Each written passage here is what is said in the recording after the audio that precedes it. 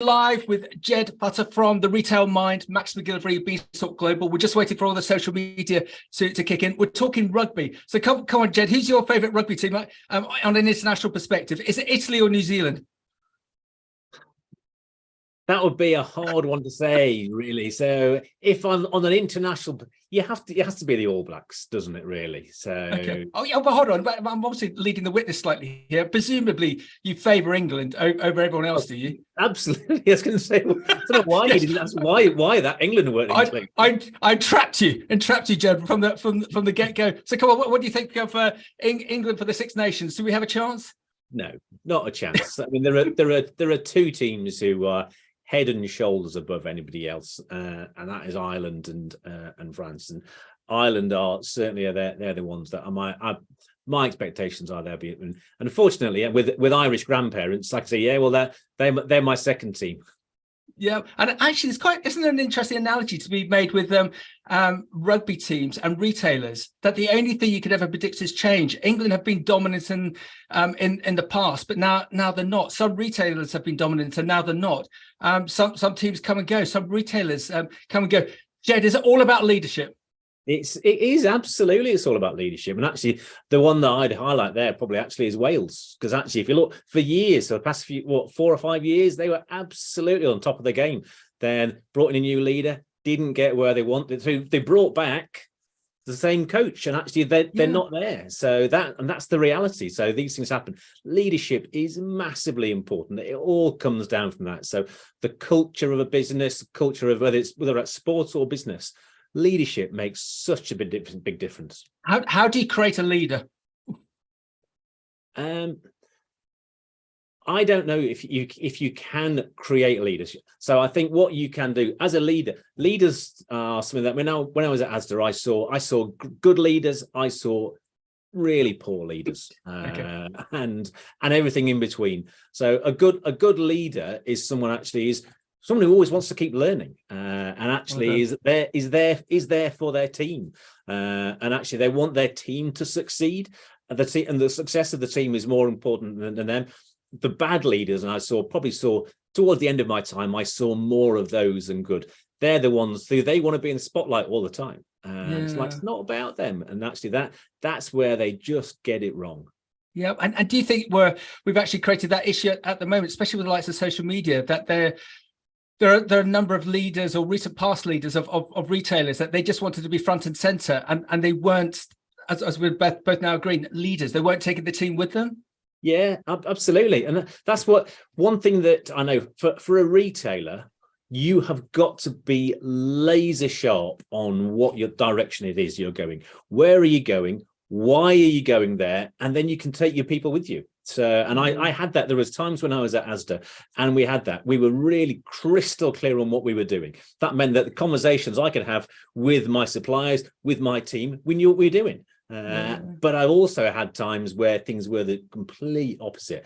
I can remember there was one time where, this was probably early days in my time as a buyer, and the leadership then at that point was really poor. It was after the Alan and Archie, they'd left and we'd had change. And we were told, right, literally one day we were told, we are not doing bog-offs. We're not, buy one get one free is something we are not going to do. Literally the next day, my boss came in and said, right, we need to find bog-offs. No. So, like, well, how do you deal with it? So, but then what that means is you're thinking, well, I've got no confidence. Yeah. I've got no confidence in the leadership if that's what they're doing. If they're flip-flopping around. I've got no confidence. Yeah, but it's a bit. I don't want to go too political on this, Jed, but it's a bit like all the debacle with the 100,000 WhatsApps that are coming out from government via Matt Hancock. You could see how disorganised government can be when we had this illusion that actually they're pretty well organised. But it's not. I suppose it's not rocket science, but it's just one of the best businesses I ever came across. They had this philosophy of, it's a bit jingoistic, but I've always quite liked it, of the golden thread. That they had this golden thread. They knew what the end plan was, that they were going to sell out 5 years down the line. They already had a potential purchaser, and if they hit all their key points, they would be able to sell. So everyone was on this golden thread, and at board meetings, they would tackle the horny issues first. And if there was any conversation to be had about new equipment or new people, is it on the thread? Is it on the thread? It was just keeping it keeping it simple, stupid. And it worked so well for all of that team, which had MBAs through to the forklift drivers, and they all got it, and the business sold successfully, and they all benefited from it. They just didn't confuse it. Yeah, and that's what we had. But certainly, when Asda was working at its best, then our mission was dead simple. Yeah, it was absolutely about value. It was customer value. So we were the price leader, bar none. That was so. Even Aldi were around. We were the price leader, and everything we did was about that. So, and when we did that, we were laser sharp. Our suppliers knew what we were doing. We worked with them to achieve it, and lo and behold, we were successful. And there's a particular fresh produce supplier back in the day. I remember seeing their MD, and he was so proud to say Max was so close to Asda, we're virtually having showers with them, and they were so proud to be so close to Asda. It was all like one big family. Jed, we've got all my social media lights on, so let me just give a bit of a background to Jed, especially for those people on the podcast. We're live on LinkedIn, live on Facebook, live on Twitter, and live on YouTube. Jed is a unique individual. I think a real beacon of hope in a retail sector that's in a very high degree of turmoil currently. The sectors are deeply political. We all know that, in that suppliers cannot voice what they want to say in fear of a negative reaction from the retail paymasters. Jed can voice what everyone wants to say. You need to follow and listen to Jed and support him to get his message over to the mainstream press, the government, and of course the retailers, because we do need to see change and significant change. We wanted to get Jed on because we wanted to ask him the three main questions. What has happened? Why has it happened? What is going to happen? I'm not solo in this. I want your questions. So fire them in either on Zoom or via LinkedIn, and the team will fire them over to me. So let's talk about Jed and just give you a bit more of a background to him. He's a very well-known and highly respected GSCOP expert, having specialised in this area for the last 5 years. He has over 26 years experience in retail at a senior level, for managing stores, working in the supply chain, and then working as a senior buyer for the world's largest retailer. We go live with him to get his views on what he's seen in the unpredictable world of retail supply. He's been training for 10 years, last 5 years training suppliers, helping them get to work better with retailers. And he delivers training consultancy that supports delegates and businesses to make the most of the relationships they have with their key retailing partners.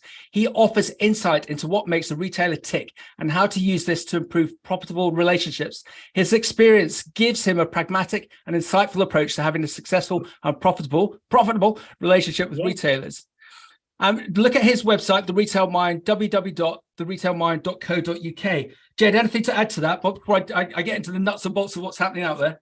No, I think you're right. And actually, I do think that I am in a unique position. I'm in a unique position because I worked in a store, I worked in supply chain, and I worked at a senior buyer level. So I understand the complete supply chain of retail. So I know what matters. And also now, because none of my clients are retailers, then I can see and I know retailers are utterly predictable. And what I can do is I can give the insight into why they're doing what they're doing. And also, well, so what? What do you need to do to make a difference? Because that's the important part. I mean, I can give as much insight as you want, but actually is what good is it to you? Yeah, and as I say, there's very few people like Jed who is independent but knows it from both sides that can give us the advice.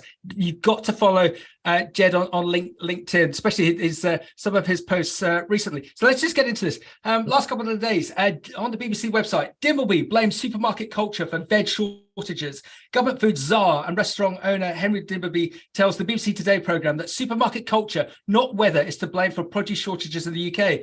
Fixed price contracts between British supermarkets and their suppliers are to blame for the empty vegetable shelves across UK stores, according to Henry Dimbleby. In the UK, an iceberg lettuce costs 70p.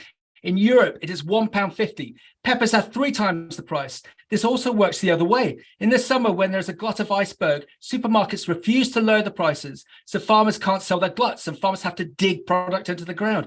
Dimbleby said fresh produce shortages in the UK will become a more common occurrence in future due to climate change and because investment in horticulture in the UK is much lower than Europe. Andrew Oppie, Director of Food and Sustainability. I love how these people are now getting, Jed, are getting these titles of sustainability. Even my bank manager's got the title of sustainability. Andrew, Director of Food and Sustainability at the British Retail Consortium, disagreed with Dimbleby on the issues of supermarket contracts, stating consumers' household incomes have been squeezed all over, so supermarkets are working with suppliers to keep prices down. Consumers wouldn't welcome paying double for iceberg lettuce or cucumber, he said. Supermarkets are trying to find a balance between suppliers and consumers. And then Jed comes in. There are no reports of shortages in France and Germany, and European shoppers have shared photos of supermarket shelves, in stark contrast to British supermarkets. And there is the rub. The truth is not difficult to find, even when hidden by statements blaming it all on the weather. Yes, the weather is a factor, but it is but one of the factors. The fact of the matter is UK retailers had hedged their bets last year. They bet that they wouldn't need to use UK greenhouse for produce in January and February of this year. Yet again, they put all their money on black and it landed on red. I go on. A couple of days ago, Jed states, the news is all about tomatoes and salad stuff at the moment. The BRC saying that it's all about imports. How do they explain the 1 billion eggs that have not been produced then? How do they explain why months after the issue was first raised, we still have huge shortages of eggs in the supermarkets? I went into 3 of the big 4 last week. Not a single egg was to be found in any of them. The issue is about the future of the industry. It is about long-term food security. Retailers have been on a pillaging run for years, and growers and farmers can't take it. They're leaving. Investment is not happening. We will be importing more. We will see gaps on the shelf more often. Retailers are pragmatists, said the BRC. The choice they've made is that poor availability is better than higher prices. I'm just going to say that again. The choice that they've made is that poor availability is better than higher prices. That is the wrong choice. It always has been. So that was Jed from a couple of days ago. Jed, help me. Any other additional comments on that and on what you picked up over the last couple of days, please? Yeah, well, for me, and the reason why that I talk about that final point about it's the wrong choice. When I was a buyer, my number one thing was availability. I had to work with my suppliers to make sure I had without availability. I literally got nothing. I can't sell fresh air. I know that fresh air is sold around the world in certain parts, but as a buyer, I can't sell fresh air. I have to have product, and I have to understand the supply chain. So, I mean, I traveled the world looking at supply chain in different categories. So when I was in frozen, I traveled the world looking at fish and prawns. Looking at that, I worked in frozen. It was meat, poultry, fish, and it's chips, potatoes, and veg. I'll be in the fields finding out where we're getting our produce from, just to make sure, because I had to know the full supply chain. What I had to know is what risk have I got coming down. So in the different categories that I'm working in, are there things like tariffs that are going to change? Yep. What's happening across the course of the year? And if I didn't understand that, I wouldn't have availability. And that's what's forgotten. Availability is the number one job of any retailer, and that is not happening. So, Jed, treat me stupid. Why has this happened? Why have they sacrificed availability for higher prices?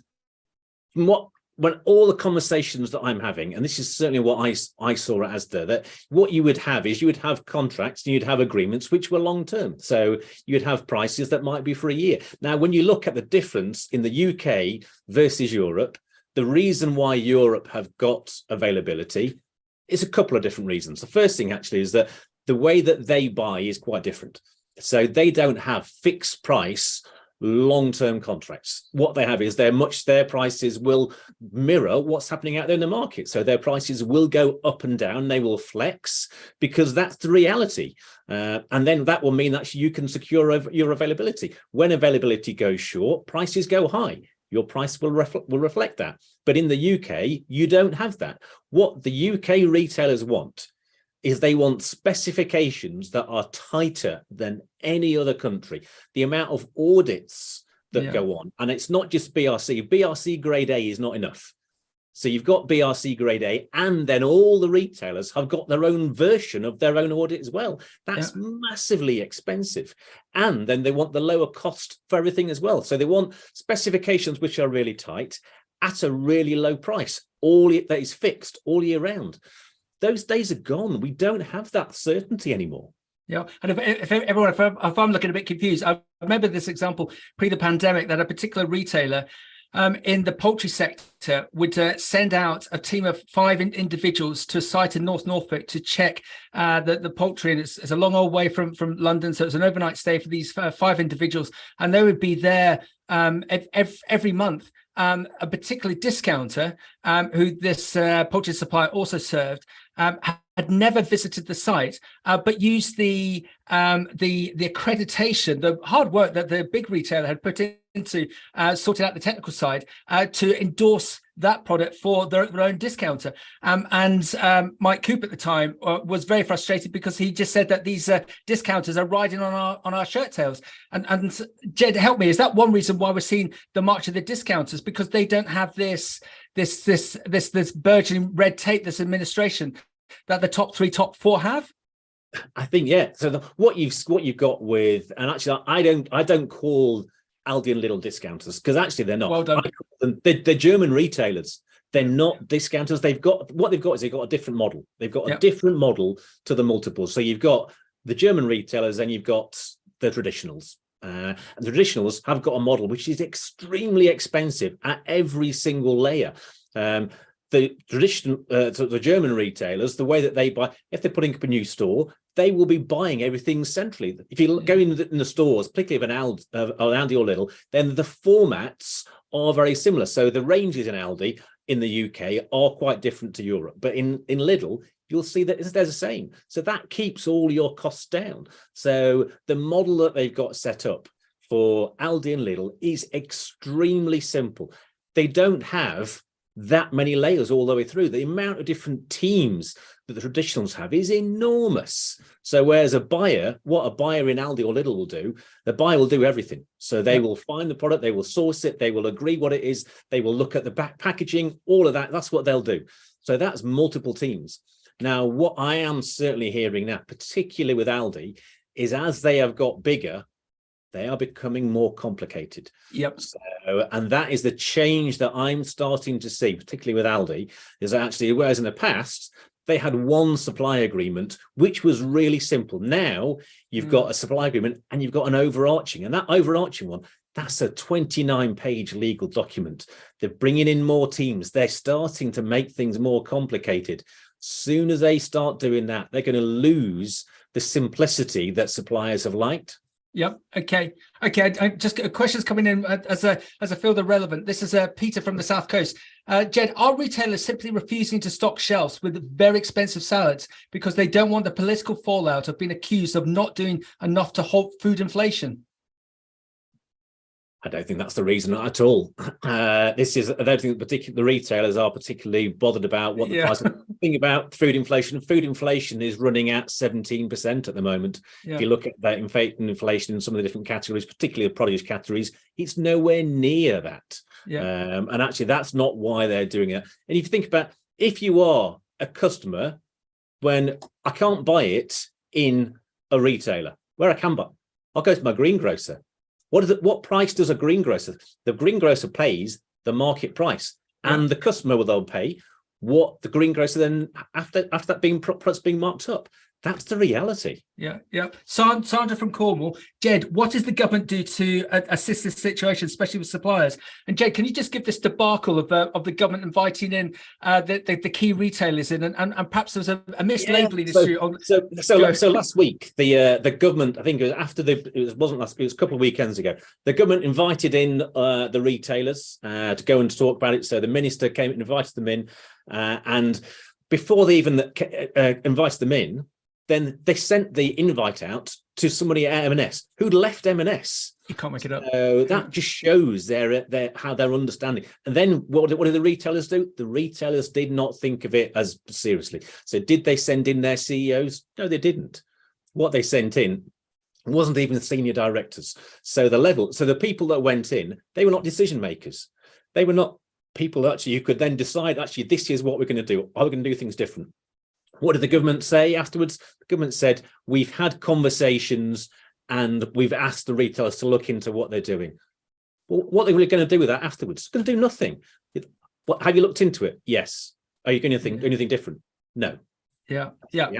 So we got this issue, that I've spoken about this before at other conferences, that there's a view, especially with hardcore farmers, that they think that the government is going to somehow step in and save the day. But let's be realistic, Jed. It looks likely that we're going to have a change of government within the next 18 months. If you look at some of the powerhouses of food groups and trade groups, they're all now lobbying the Labour Party very, very, very heavily. NFU conference last week, it wasn't Theresa Coffey's greatest show performance there. Do you want to just highlight that, and especially for our international audience? If you think about it, actually, this is the second year that the government have sent a minister to the NFU conference, and they've been ridiculed. So the year before, we had George Eustace, again, who just showed a complete lack of understanding of the farm community. And then this year, we've had Theresa Coffey doing exactly the same thing. And then afterwards, made it even worse with some of the comments that she's been saying. So when she's saying, actually, well, we should be eating turnips because actually they're more seasonal. Why? So people don't eat turnips. You can't. If you went into the top 10 retailers, you might find a turnip in one of them. So, but actually, that's not the answer. So you've got to think about what actually is it. Now, I also do think that actually is the answer government intervention. That's not something that I've ever been an advocate. I've always been, certainly as a buyer, I wanted to do these things myself. I didn't want to rely on anybody else. Yeah. So now when I work for myself, again, I rely on myself to get things done. And I think that that's the thing, that be it farmers, producers, growers, this is where you've got to say, this is what either we get this, or we're going to find an alternative. The most important thing is you have to find, what are the alternatives? Do you have any alternatives that you can, where can you sell your product? Who can you sell your product to? And it's sometimes it takes more time to do that. But you've got to always be looking at, well, if I lose this, what am I going to do? Yeah. And Jed, isn't there always a silver cloud? I've talked about it so many times over the last 2 years. I think the Dutch example is a fantastic one, where they call it the Dutch diamond, where they have a symbiotic link between education, government, and the sector, the fresh produce sector. And so they've got this virtuous circle. So they're all contributing to, and that's one of the reasons why Holland is such a powerhouse when it comes to horticulture. Here we've got all this disruption going on, but actually, could there not, Jed, be some positivity that comes from this, especially if inflation is, as it's predicted, is to come down later this year, and we have a bit of stability. Let's just park what's going on with the likes of Ukraine. But could you see that this is just we're potentially at a tipping point here, where we can see better relationships with retailers and suppliers, and there will be a new dawn, Jed? I would love to think that there can be, and that's always been my hope. One of the reasons why I do what I do is because I want to shine a light on bad practice. The reason why I shine a light on bad practice is because I know there is a better way of doing things. That better way of doing things as a buyer is what I used to do. So when I was a buyer, I would have much better relationships with all of my suppliers. And those suppliers are ones that I'm still working with now when I'm working for myself. I haven't got that big title of a buyer. Yeah. So you will pick the phone up with me. So that is why. So what we need to have, and this is the big ask, is that relationship with food. It's the relationship. Where does food come from? It's that understanding, and absolutely, I think education is a massive part of it. How do we get our kids educated on the food? That where does it come from? Understanding the whole life cycle of food and where it comes from. Going in the fields, understanding farming, all these different things. That is a massive part of that's missing, and I think that's a real negative at the moment. Yep, and if you look at the stats that the NFU have sourced, 6 out of 10 kids don't know where fruit and veg come from, and I suppose that the issue is let's give that other stat, Jed, that's unfortunately quite hilarious. That so many people say Jeremy Clarkson has done more for agriculture than 24 years of Country File, even though he's a narcissist and likes to beat up production people for giving him the wrong steak. He's actually done such a good job for promoting agriculture. And there's so many people in my network, and I'm sure yours, that have now worked out that agriculture is really hard, not only because of the environment, but because of the lack of income that can come in. But then we got this sort of urbanized community that of our 70 million souls, that it's really difficult for the farming community and the growers to be able to promote out what we do. And then you've got the major 10, 12 food groups who are keen to stuff, don't say crap, rubbish down our throats, so they're adding no value to us and or our kids. And you know all the stats about the obesity. And Jed, probably like me, you've been to a myriad of meetings over the last 10, 20 years about how we need to educate the consumer. Some really good shining examples. Veg Power has been going 3-4 years now, and they've punched above their weight. They've got free cinema advertising, free advertising on ITV during the likes of Britain's Got Talent and other shows, and mainstream advertising. They've had some really impactful stuff.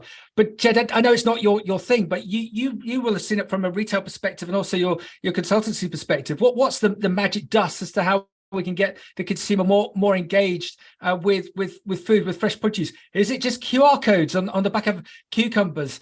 Is it having personalities sponsoring for little cost the likes of tomatoes to get the what's the answer? Yeah, for me, if I had the answer, I'd be a multi-millionaire. I'll be following you. but the answer is basically we have to make food a much more important part of education. That's where it all starts. So, and actually, our kids being taught what foods are, how to use foods, how to use the different foods, how to scratch cook. That's certainly something that actually I think that education part has to happen in the schools. And I know there are teachers out there, and when I was it was actually at the Carrot and Onion conference last year, there was a teacher there who was saying about this is what he does. And actually, so there are teachers out there, but it's not mainstream, and it needs to be much more mainstream in actually how kids are taught about food and what food actually means. Yeah, and is it not, Jed, in some respects, a bit of a war? Look at Greggs. All credit to them, but they've just announced they're going to be opening another 120 stores.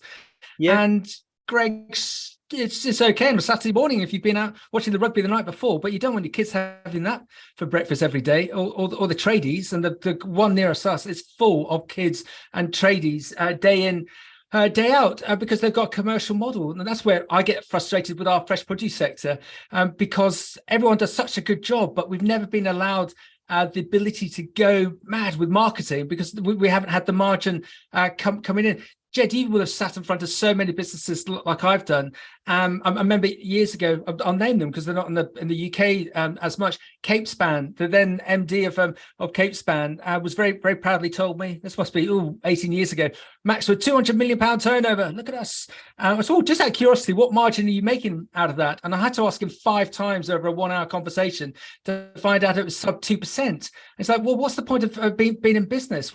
If you look at someone like, let's go extreme example, Diageo, and you know far better than I, but they're making double-digit margins, and hence why they can advertise on billboards all the way through to TV advertising, because they've got that. Well, what's that standard thing, Jed, that of a can of Coke, 24% of the ink of that price of Coke goes on marketing it? Do you think if we could get more margin return from the retailers, and we could create more brands like they do in the States, like they do in Europe, that would help us to educate the consumer?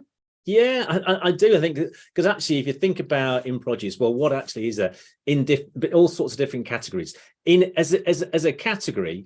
There are very few brands in there, and actually, so what do people look at? So how do they look at, how do they identify a product? How do they identify a category? So outside of produce, then you would identify categories by what is that brand leader. So in baked beans, it will be Heinz. So it will be the same for soup. Then when you go down the frozen aisle, it might be Bird's Eye peas. There are categories out there where you've got beacons on that, and you don't have the same in produce. And that big reason is because the margin has not been allowed to flow through all the way back. So every single year, more and more is taken out. So that means that the amount of investment that's happening within the produce sector is getting less and less and less. And as it gets less and less, then the reason for farmers, for producers, for growers to continue to stay in it, well, why would you do that? Why? You can't afford it. If every year, right, how much more of my savings have I got to invest to stand still? At some point your savings are gone, and you can't do that. So that's what we're seeing at the moment. We're seeing it in all sorts of different sectors, whether it is the Lee Valley, whether we're seeing it with apple growers. We're seeing an apple growers farms. They are cutting down orchards. So it's not just they are not planting new crops, but they're cutting down orchards. That is it. Yeah. And then what's going to happen? We are going to have less and less capacity for our own product. And that's not a good place for us to be long term. Yeah, and just give us that retail dynamic of physically walking into a store, we'll pick any store. The first thing that you tend to see is the fresh produce. So that's exciting the eye, but none of it is branded. And then you go around the rest of the store, then there's own label and branded. Is there a philosophy by the retailers within the UK that they just don't want that to be branded because they're going to make better margin on the other stuff within the store rather than the fruit and veg? I don't think that's how it sits. So I think when you look at fresh produce, when you go in, then for most of the for all of the retailers now, that is the beacon. This is actually when you first walk into a store, produce is how you define that retailer. Yeah, well done. How serious are they? Are they someone who knows the difference in the produce, that they've got all these different things that are going on? And actually, what we're seeing now, we've seen greengrocers stripped out of stores. Yep. The price is all about price now, and everything is. And I get what we have with Aldi and Lidl, be it either Super Six, so rotating. Now that is fine, because sometimes during the course of a year, what you've got gluts. So that's how the Super Six should work. So actually, at the time when you've got glut, this is great. What you can do is we can put that in, we can sell it as a farmer can do, but actually it's at a price that the farmer can afford that. So actually you've got a reason to do it rather than ploughing it back into the ground. So produce is something that it should be much more exciting and interesting and appealing, because if you think about what's happening in produce, the different products in there, we have got a much more varied set of products out there than we ever have. But we just kind of expect the customer to know what they are. Thomas in Kent, is product provenance no longer important? Price rules over country of origin? It does, I'm afraid. And actually, if you look at and compare the UK to France, then in France, it's not just country of origin, but it's where it's locally. Where's it come from? It tells you where it is locally. So, and that's the massive difference between how we see food in this country and how food is seen sort of abroad. And actually, so price is everything. That's why we've seen it over these past few years. Absolutely, so the relationships, because as a country, we will always be a net importer. Yeah, that will never change. Okay. But what we have got to do is, well, how do we work with it? And what's happened now is actually it's not just become a net importer. So we're working with Spain. Great. Now we've got Morocco, because Morocco is even cheaper. So that's what we're looking at. We're constantly looking at where can we find somewhere even cheaper than where we're. So where's the incentive for any of the countries that we're working with? Because that's what they'll be thinking. Actually, we know what the UK retailers will want. They won't have anything long term with us. They'll always be looking for another big deal. Yeah, and just going back to that European example, that's the French are hugely patriotic, parochial to their own fresh produce. Okay, there's a higher number of people within France that work in agriculture because of the size of it. But I always go to the example of Jed. There's a UK exhibition called Cereals that happens in June. It's an outdoor event, all big kit, and everyone associated within the cereal sector used to be owned by, I think it was Haymarket. They sold out to a French media company that runs the equivalent of cereals in France. And when they bought it and came over for the inaugural event of them owning it, they were so surprised that the UK Prime Minister was not in attendance, and that they just sent a different minister, because in France there's a big deal that if the president of France arrived to this agricultural show, because everyone loves agriculture within France, and here everyone's more annoyed about the traffic outside the event than anything else, and there's no government support. So again, it feels like we need this. We require this the sea change, and with the empty shelves and all this rhetoric that comes from the government that we're but 4 missed meals from civil revolution if we don't have food on the shelves. Can you see that there's going to be change, or are we going to be having this conversation in a year's time? And this is where I'd love to be saying, actually think retailers now, they get it. After having the issue with eggs, after having the issue with the salad now, they get it and they know they have to do something different.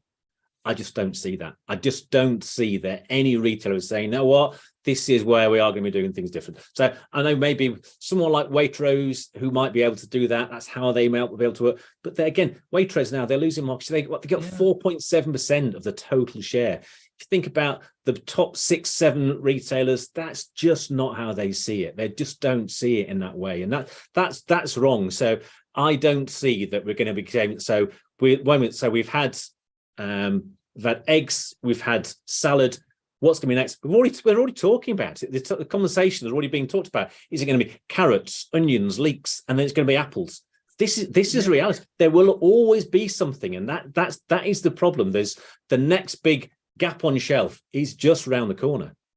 Question from Christine: should we follow the French and make below cost selling illegal? If you think about the French, they've got so many different rules for so many different parts, and how do you go from where we are now to that? Yep. So that's something that it's a massive leap to take. Yep. So I don't see we'll ever get there. So we have to find, there has to be somewhere in between the two. There has to be something where the retailers have to understand, and that will be a point. There will come a point where the retailers have no option and they are being dictated every single year on what price something is going to be sold at. At that point, they'll be thinking, they will wake up and think, what world am I in? Why can't I not get what I want at a price that I want? Because, and this is what happens. So outside of produce, that is happening in multiple different categories. A lot of my clients are outside of produce. And actually, that's what I'm seeing. So I'm seeing that the retailers, they are told by the manufacturers, this is the price. And if you don't pay that price, then you know what? I will go somewhere else. And actually, I've got people queuing up for my volume. And then when I sell my product to somebody else, then when you're gone, you can't come back because I don't have the volume to you as well. We're not seeing that in produce, and that is the reality. And let's give a direct example. Was it Heinz salad cream or Heinz tomato ketchup? Was it about a year ago? Well, Heinz withdrew from stocking in Tesco's. I think there was a 4-week hiatus. And a deal was done, and now Heinz is getting somewhere in the respect of 50% increased margin return because they stood their ground, and that's maybe because of Heinz, the size they are, and also they have a brand, and we don't have that. Question from Ted and Spalding: do the supermarkets talk/collaborate? No, absolutely not. That is the last thing that they do. So, and they don't because they don't want to, but B, that would also be illegal to be talking about where are we going to be going. So that is not something that they do at all. What they are focused on, and a big driver of these things over the past probably 2.5 years. So during COVID, so back in 2019, we had a period from March through till about start of July where we saw a massive collaboration between the retailers, producers, growers, to make sure there was food available. Then in July 2019, what do we have? We had Tesco launched Aldi Match, and actually that has had a massive impact across the whole sector, because actually what we've seen is actually be either Tesco, and we now have had Sainsbury's and Aldi. What they've been saying is we can't put our prices up because it's an Aldi Match. Well, I'm sorry, but as a producer, you'll be saying, I'm not talking about retails. That's up to you. I'm talking about my costs. My costs have gone up. So if you don't want to put your retail up, that's up to you. But my costs have gone up, and this is the price that I need to recover. Ted again, he's frantic as our Ted. Grocery code adjudicator, are they assisting in this moment of turmoil? Yeah, I mean, so just over 12 months ago, the GCA, so Mark White, he actually issued 7 golden rules with regards to inflation. So he is absolutely on top of inflation. Excellent. He is speaking to all the retailers about inflation, how they're handling, how they're dealing with. So what he needs, though, is he needs feedback. So if a retailer is doing something which is not co-compliant, if they're delisting products because the price has gone up, then he needs to know that. So this is, he is all over inflation, actually, but it's quite different because GSCOP does not actually cover inflation. What it does cover is delisting. Yep. Okay. And is there any way that inflation could be built in to their remit, or is their remit set in That's not going to happen. So the code's been around since 2010, and there has been not a single change made to it during that time. The only thing that's happened is the addition of the GCA and the fact that fines are now. But the actual code, the writing, the fine print of the code has not changed. If you think about the government and actually what they've got on their to-do list, that is so far down their to-do list that it's just never going to happen. Yeah. Okay. Andrew from Lincolnshire. Max, talk to Jed about being Texas tough. So this particular individual has done a lot of study tours in America, and has found that, especially with salad growers, that the salad growers, they use this term Texas tough all across America. If the retailers aren't prepared to buy at what the supplier, what the growers is looking to present over, they don't sell. It feels to me like we've been always weak sellers in the UK. We've been so excited about having these massive retail accounts. I love that example of Kate Span back in the day. It's been turnover through vanity, not profit through sanity. Yeah. If collectively, if we started to all be Texas tough, do you think that would make a change? Would that help create this momentum that feels like it's starting to build? Yeah, I you know what, I think that is the answer. The answer is within the industry. The answer is within you. That you have got to have that. You've got to be thinking about, how do we get Texas stuff? How do we say, you know what, this? But the way that you do that is you've got to have alternatives. You've got to be saying, you know what? If someone says, I don't want it, fine. What are you going to do? Who are you going to sell it? And this isn't a case of actually, you know what I'm going to do is I'm going to dig it back into the ground. I mean, maybe it is. You know what? Well, if you're going to lose money, what I will do is I will dig it back into the ground. Yeah. So, and that is a choice. And that, I mean, it's a time when we are seeing food shortages, and at the time when people are going hungry, to be digging anything back into the ground, to be letting any produce rot or not get picked, that doesn't feel like. But the retail, that's all that the retailers listen to, and it's happening in every sector outside of produce. That's what is happening. So Texas Tough is something that's happening in every sector that I work in outside of produce.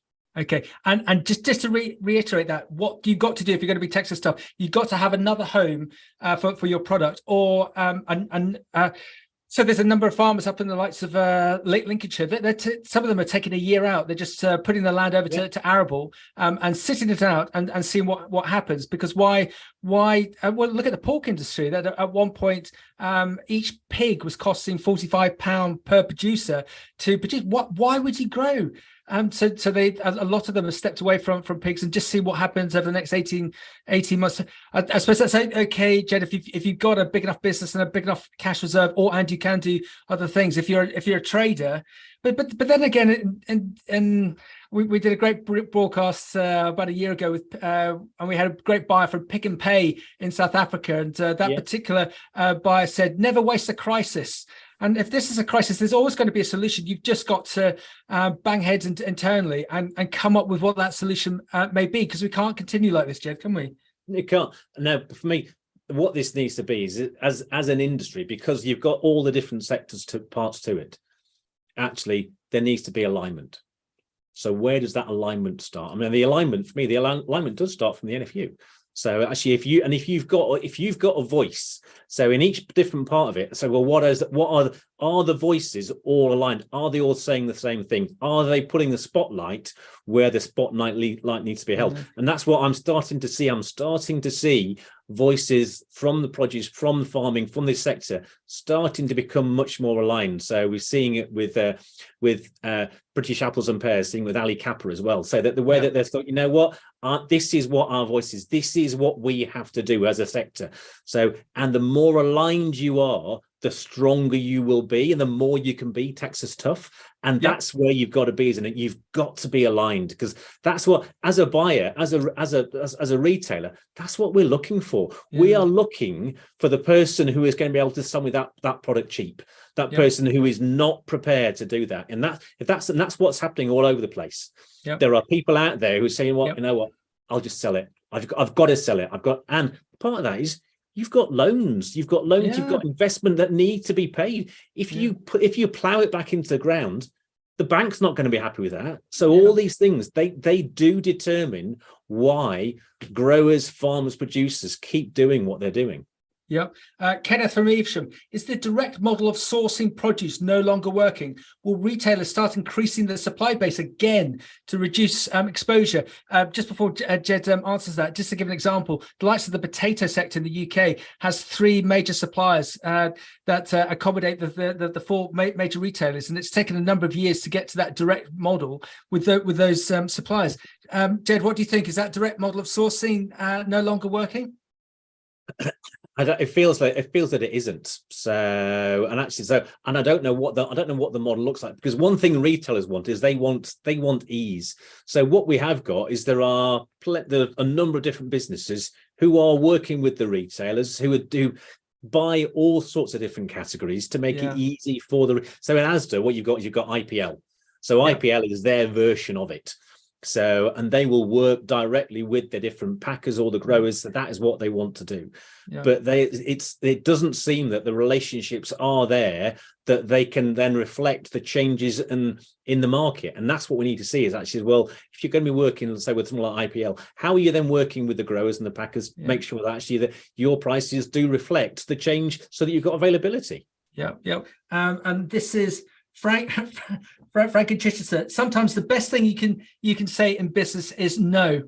So that comes on back to stuff. So Jed, let's just walk this through with everything that you've got, because a lot of this can be you can learn so much from history, whether that be and politics, but also in retail. With what you know, with what you're picking up, just lay out for us as much as you can do what you see over the next 2-3 years, and just walk it back to us and say what we should be doing within the fresh produce sector to become winners over the next 2-3 years. What's going to happen, and how can we be successful on the back of it?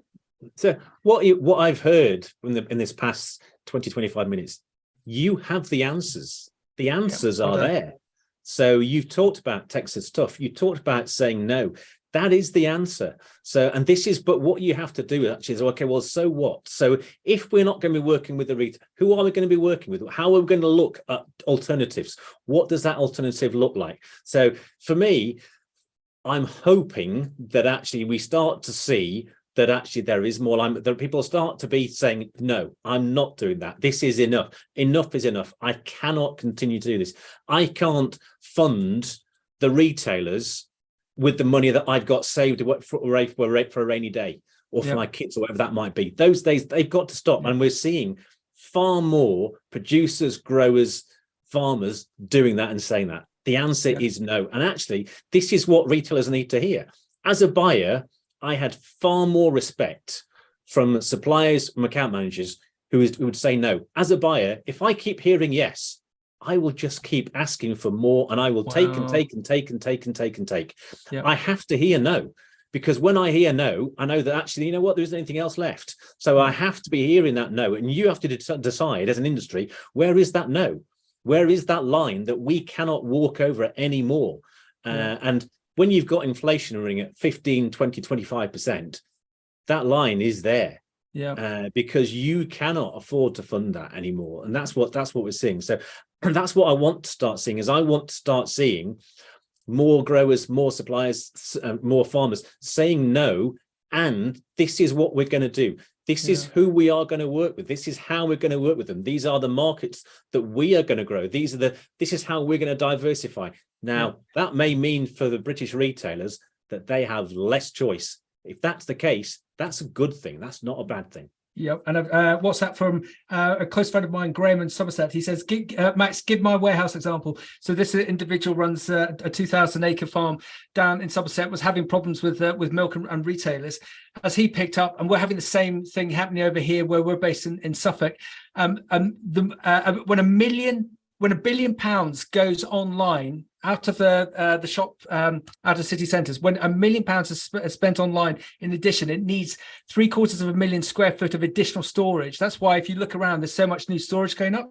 Graham in Somerset, he disposed of, from memory, 2/3 of his dairy herd and converted his barns into storage for electrical goods down in the West Country, and it's paying 5 times the amount. And although he loves cattle, electric goods in a warehouse don't tend to run around or need feeding, and he's getting a far better income, and he's got a long-term contract. So there's Jed, I think it's great actually having you on and just say, you know the answer, everyone. The answer's there. But perhaps you need to engage with the likes of Jed and the NFU and your other fellow members in this in our collective sectors, just to find out what the answer is, to talk it through, because it doesn't just have to be the retailer. There are other places that we can go, Jed. Yeah, I mean, that's what we've been working with the NFU now for the past couple of years. We run various different workshops. Saw that. Yeah, brilliant. And part of those workshops are giving you confidence. So we have to, the big part of me, that's what the best part I get, is giving you confidence to say no. Because I know that's what you can do. And actually you can say no, actually, but what you then have to think, okay, well, if no, then so what? What we're going to do? And that's what we do. So when we're working with the NFU on these different workshops, whether it's GSCOP or negotiation skills, we say, look, this is what you have to be thinking about. You have to be thinking about what is the retailer going to do. You have to be able to say no to them, because otherwise they will just keep taking. Yep. What's that from Jed in, where are you, Jed? Let's just go down the West Country. I've got a meeting with a major retailer next week about our vegetable contract. I've learned so much from Jed today. I'm going to be Texas tough. We potentially have other alternatives because we've been looking down that avenue. If we have to say no, we're going to say no, and we'll say no proudly because we can't go on like this. So, case in point. And I think that's what retailers rely on is they rely on them being the ones who have got the confidence. They rely on them being the ones that will pick and choose. You know what? This is what I'll do. This is where absolutely stand proud and say, this is what we are going to do. This is what we stand for. This is who we will work with. This is the price we want. And be really proud of the produce and the product that you're growing. Yeah. Because that's what it is. You've got some of the farmers and growers. It's generations who've been working in the fields. And this is what you say, this is what we do. This is what we stand for. And this is what the price is. Yeah. But some of them, some of the people dialed in, Jed, it's like a drug. They can't get off the retailers. So this is Henry from the Borders. Will all of the retailers survive? Which retailers would Jed recommend that we be aligned to for the short, the medium, the long term? You have to. This is where you have to understand the retailers. You have to understand your product, and your produce, and what you're there for.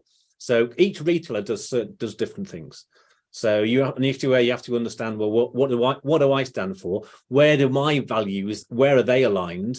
What do I want? Is it something that I want? Something that is just dead simple? And look, that's what Aldi, the model that Aldi and Lidl have, is just dead simple. Yeah. So there was a stat that the British Apples and Pears came out with over the weekend saying that Aldi, they are really close to being the number one seller of British apples. So volumes are massive. Yeah. But then again, actually, well, what is it a price that you can afford? Because when you go into any new customer, you have to go in with a price that you can afford. Do not go in thinking, well, I'll go in with this low price. And then, you know what, next year I'll put it up. Yeah. When you go in with that price, then that is it. You are not going to get that price up. And you say, well, actually, I need a bit more. Well, why didn't you go with that in the first place? So you've got to get the right price right at the start. Yeah, Texas stuff. There we go.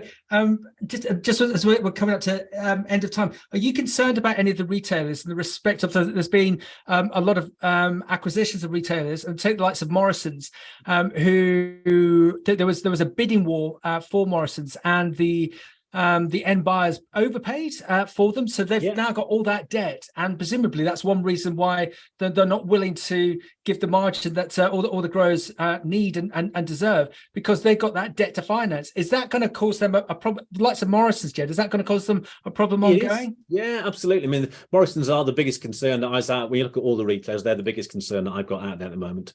Wow. Because they have got £7 billion worth of debt. Some of that debt was sold off about 2 weeks ago, and it was sold off at 60p in a pound. That shows the confidence people have in Morrison's. So, and don't forget, Morrison's are our only vertically integrated retailer. Yeah. So they've got their own abattoirs, they've got their own packing houses. So they've got that already. So this is a problem that you have. So have I got consumer Morrison's? Absolutely, I do. Yeah, Ken's going to be spinning in his grave, isn't he? He will, absolutely would, yeah. And we haven't talked about it in too much detail, but you look at the likes of Tesco's and Sainsbury's pulling back their delis, pulling back their bakeries, pulling back their fish counters. Can you see on the fresh produce side? It's a bit of a selfish question, but can you see on the fresh produce side that the offering might diminish from the retailer, especially if there's an ongoing shortage? I don't see that will reduce. So certainly, what I might see is then what they could do with is greengrocers in there to say about how, if you're going to put in some different products, how can you actually what are they about? What are the alternatives? Yeah. So that's what we're seeing, is actually we're seeing a reduction in people rather than a reduction in product. And I think that's what we'll see is they'll continue to look at how can they do things more efficiently, and that is the biggest watch out is when you're asked to do something more efficiently, what actually is the long-term cost to you? Yep, agreed. So come on, Jed. Let's summarize that. We've learned so much from you in but 55 minutes. A lot of it's common sense, but again, that's why we need someone like yourself, as I described you earlier, as a real beacon of hope, because of your expertise in retail and your expertise teaching people about retail. Just hold our hand again and just summarize for us what we need to do, what the sector needs to do to survive and prosper over the next 3, 4, 5 years, please. Yeah, the first thing actually is be confident. Be confident in what you've got and that people need what you are growing, buying and selling. So you've got to be confident. You have to look at alternatives. And that sometimes that takes planning. So you might have to plan 1, 2, 3, sometimes even 4 years down the line. What are your alternatives? And some of those alternatives might be something completely different, as you talked about. So actually, the land that you're using, what are you going to use? How are you going to get the most from that land? You've got to be able to say no. So say no. Know what your walk away is. And that's what we're seeing. So at the moment, what we're seeing in some of the sector, it is a literal walk away. It's, you know what? I'm closing down my greenhouses. I'm closing. I'm no longer going to be farming. I'm taking a year off, because actually it will be cheaper for me to do that and just to see what happens. So those are some of the things you've got. And you talked about it. Be Texas tough. If you're not Texas tough, that's what the retailers are doing every single day. So you have got to make sure that they know that you are in charge, that's your product, it's your price. And actually, you know what? If you don't want it, I know somebody who does. Yep. Well done. Now is your moment, everyone. I've got about half a dozen people here asking, how do I get onto one of Jed's courses? Jed, give us the elevator pitch. How do I get onto one of your courses, please? The simple thing is actually just get in touch. So get in touch. So we'll tag you. So it's jed@theretailmind.co.uk, and also with the NFU. So I'm working with the NFU, and actually, if you go with the NFU, then the NFU courses, they're discounted as well. So actually, getting in contact direct with the NFU, because they've got a number of different workshops. And actually, what we'll give you is I'll give you that confidence, because it's there, it's in you already, but I'll just show you how to get it. Yeah, but I do think, Jed, that, and you will have seen this before, a number of senior leaders I meet, whether it be in produce companies or farms, quite often they're lonely, commercially lonely, because they're the person that's controlling everything, and all the issues are coming at them constantly, and sometimes they feel lonely and alone because they think that they're the only one in this morass of issues. But actually, they're not. And that's why the workshops that we run, particularly with NFU, they're great, because what you get to hear is the voices and the stories of maybe people who aren't in your category. Yeah. And actually then what you see is, oh, right, I'm not alone. This is what's happening. And the more you hear about the stories about it, so, right, okay, you know what? I am going to do this time. So, and that's where hearing other people's stories, and that's one of the reasons why I talk about things on LinkedIn the way that I do, is because I want everybody to see what is really happening. And I want you to feel confident that you're not alone, because I know the retailers, they will do their damnedest to make sure that you feel like you are alone, that you are the only one saying this, the only one doing this. And actually what I will do is I'll say, you're not alone, and this is what's happening, this is the reality, this is why you can say no. I'm smiling because Jed, it must be about a week ago, you posted up about Ocado, and the CEO very proudly saying that Ocado is pointing in the right direction.